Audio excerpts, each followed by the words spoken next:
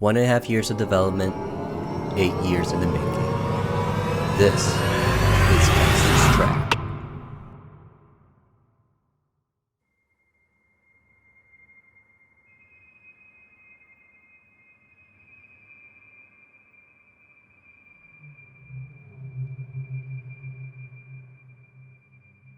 And what a journey it's been. There's been some highs, and then there's been some lows, namely art and music. Definitely music.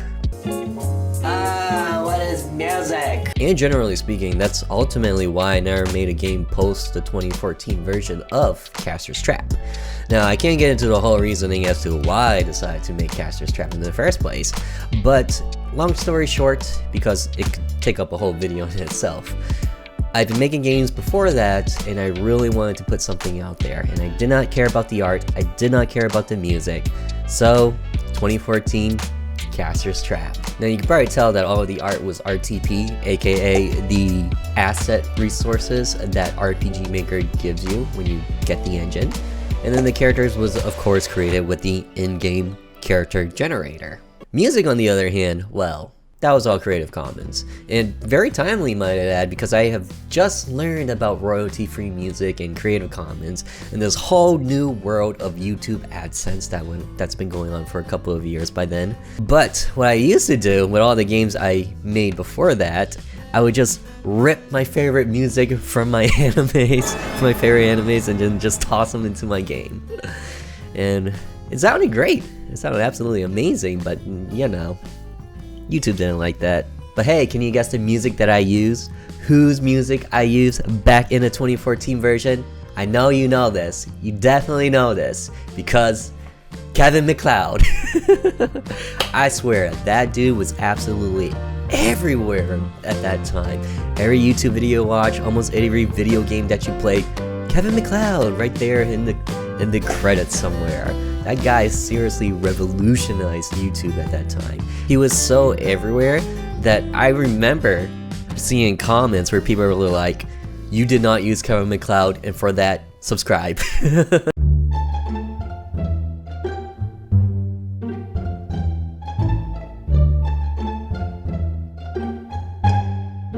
Now, anyway, from 2014 on the way to 2022, when I went into the Let's Play phase of my YouTube career and life, that's not to say that I stopped thinking about Caster's Trap and the overall story altogether. If any of you guys have been subscribed for that long, then you probably remember seeing vlogs of how I attempted to create sequels and prequels, and then ultimately it just disappeared with no explanation. All of this, I did this all entirely during my school semester, but at some point it just got really busy. But with that said, the game dev inside me just would not rest, and throughout these many years in between, I've of course just been thinking about that story, the lore, just creating the history of Caster's Trap. Like, I even still have the notes on my phone. You can see that some of them dates back to 2015, and it's absolutely wild. And that's just on my phone. You guys haven't even seen Google Drive or Microsoft OneNote. I have pages upon pages and documents upon documents of the Devourers and just the world that I created for this, and how it's just been developing every year since then, and me thinking about how I could have done Caster's Trap differently. And well, that ultimately led up to the 1.5 years of development for the 2022, although I started in 2020, reboot of Caster's Trap. So yeah, you can say that 8 years in the making is a bit of a stretch, and I do agree there, but I like to think that through those failed attempts and just spending more time in the document side of creating the story, and just think about all the different sequels and prequels and the history of it, from birth of the world to being stuck in a cabin, has really shifted and shaped the story that will be Caster's Trap. So, diving into this, I honestly was not sure if I could do this, but very recently before that, I recreated Phasmophobia in RPG Maker, and that really opened up my mind to all the sort of different things that I could do. So, Coding wise, or game mechanic wise, I knew I had it. Art and music, on the other hand, those were still my limiters, and I knew that if I wanted to get this project done the way that I wanted to, I had to work on that first, and that's exactly what I did. Okay, well, music aside, art was the one that I did. Now, pixel art, even if it's pixel art, it was no walk in the park. It was very challenging. I remember I spent an entire day just trying to figure out the floor tiles and the wall tiles. And my god, was it hideous! Walls was also a struggle. It was a struggle and a half, because just look at that. Oh god, what have I been doing? And, you know, I wasn't even completely satisfied with it either. I remember telling myself, stick with this, put stuff on the map, and who knows, maybe it'll blend better. And I gotta say that although it's not the same work as someone who's done pixel art for many years, I kind of like what I was able to create as a complete newbie and beginner. Pat on the back for that one. I think the hardest part with pixel art was figuring out the color tones that I wanted to use and as a theme for the game. One of the things you'll hear very often with pixel art is hue shifting, and I most certainly did hue shifting, except when I did it, I still was not satisfied. And I think that's where the whole right side versus left side brain comes in. Like, you're creating a mechanic for a game, well, that's mostly your left side of your brain, where everything is more calculation based and it's just making sure that it worked. Now, how you did it doesn't really matter because no one really sees that on the back end, but when it comes to art, everyone's seeing it, and you really gotta see it before actually seeing it.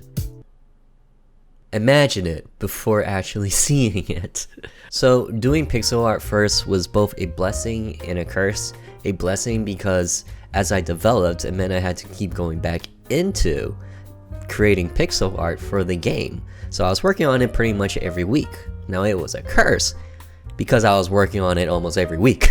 And you can imagine how difficult that is as a newbie, and if you can't do it, then it gets very demotivating, and that can ultimately shut down your whole entire project. In my opinion, it's better to try the difficult stuff first and get it out early, and as you get it out early, maybe you'll improve, maybe you won't, but hey, at least you only spend a couple of weeks at it rather than a whole year. In my case, I thought my pixel artwork looked pretty good, and I very nervously posted it on the Reddit community, but lo and behold, people actually thought it looked nice. I had quite the amount of likes and a lot of comments that told me good job and it looked great, and that was honestly really motivating, and it helped me to keep going and doing what I was doing. So I'm really grateful for all the positive feedback that I got there. But just to talk about something that really irked me throughout this week by week process of creating pixel art and developing the game, I found myself in situations very often where I was like, alright, yesterday I did all the pixel art that I need to do. Today is the coding day. This is it. This is what I've been born for. Because the thing is, when I get into the coding or the inventing portion, which I guess I should say, because with RPG Maker it's more inventing than it is with coding. But anyway, I tend to just zone out, hyper focus into it, and that's the only thing I want to do until it's completed. And this especially happened when I was developing cutscenes, so I'll be working at it and then I would be like, oh god damn it, I gotta go make an animation real quick. Because in RPG Maker there's essentially two types of animations, the effects of your animation or the character set animations. And effects of your animation is a completely other story, by the way, but just talking about the character sprite ones, I came often to the point, especially in the beginning, it was like, can I do that? Can I make that? And it was kind of intimidating and scary. But now, 1.5 years later, I can honestly say that it doesn't bother me anymore. Though whether or not I can create the pixel art doesn't really bother me anymore. The having to stop midway from coding to do the pixel art, no, that totally bothers me. That's super annoying. Super annoying. But nah, Creating the pixel art doesn't really bother me. I feel more confident in being able to create the sort of thing I can create in my art style.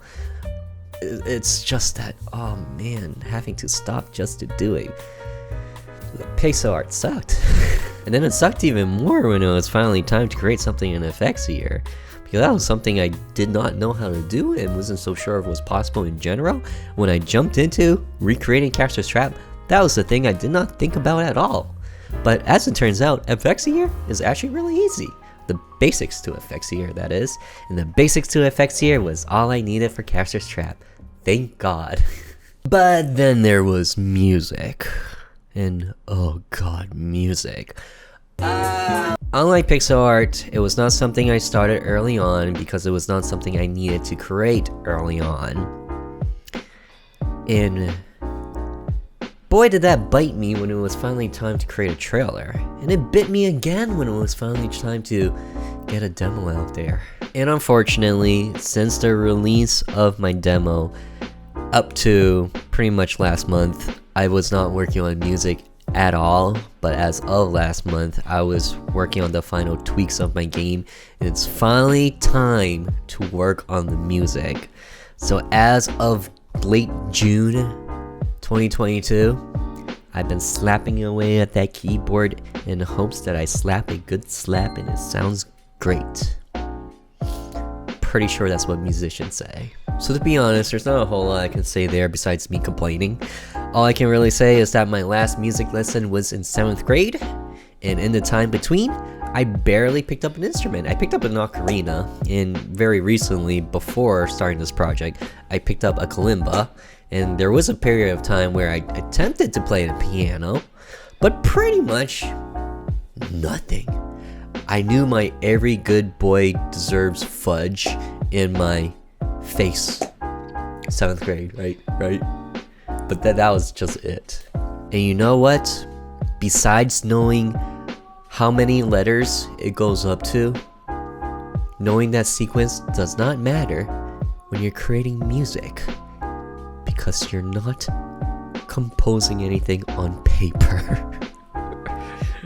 I mean, you could, but I'm not Beethoven, man. I don't got that. So that was my ultimate journey with Caster's Trap, and there is certainly more I can talk about, such as creating the game pages, the advertising or marketing aspect towards it, but I haven't exactly touched too much on that part. As such, there's not really a lot to say about it just now. So I'll leave that to a future talk, because the video is pretty lengthy already, I bet. So thank you guys so much for watching. I really hope you enjoy Caster's Trap when it does release. I'm still working on it. In the music portion, hopefully it will sound great. Here's a sample as I end the video. Anyway, I would love to hear your journey. What game are you working on? How long you guys been working on it? Are there any difficulties that you came across that you had to overcome, that you did overcome, and that you're still struggling a bit with today? Me, that's music. Definitely music. Anyways, thank you guys so much for watching, and I'll see you in the next one. Till then, later.